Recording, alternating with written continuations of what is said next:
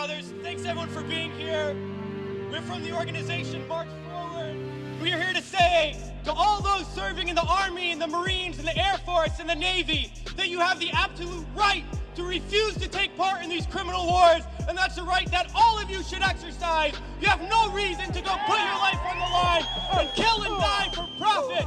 We've been to Iraq, we've been to Afghanistan, and we know what these wars are really about.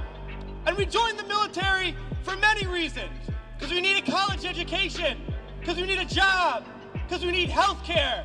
And then we joined the military, and they tell us that our enemies are poor people in caves in Afghanistan, or poor people in the deserts of Iraq. But we've been to those countries, and we know that our enemies are not other poor people abroad. Our enemies are the people that laid us off from our jobs, that denied us health care, that make it impossible to get an education. Our enemies are not in the poorest countries on the planet, but right here in the richest one.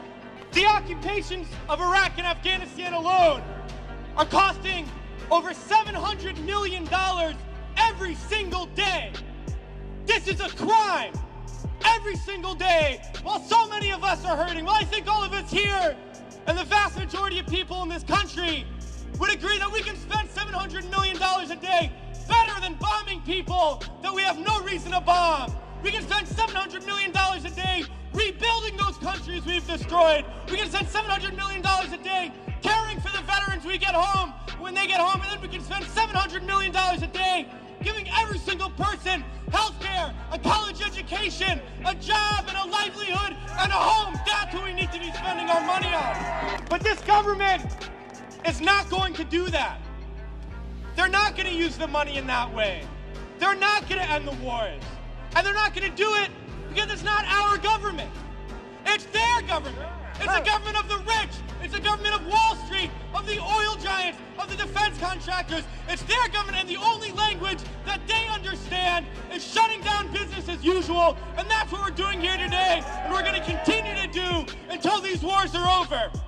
It's crystal clear now that these wars are going to continue and expand and go into other countries. That is the trend. That is what we know, that there is perpetual war, and it's only going to stop if the people stand up and stop it. And that's what we're going to do, sisters and brothers.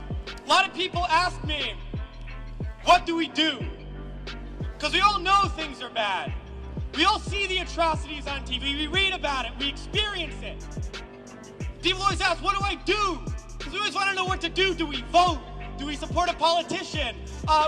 Do we join an organization? What do we do? Well, I'll tell you what we do. It's simple. We fight.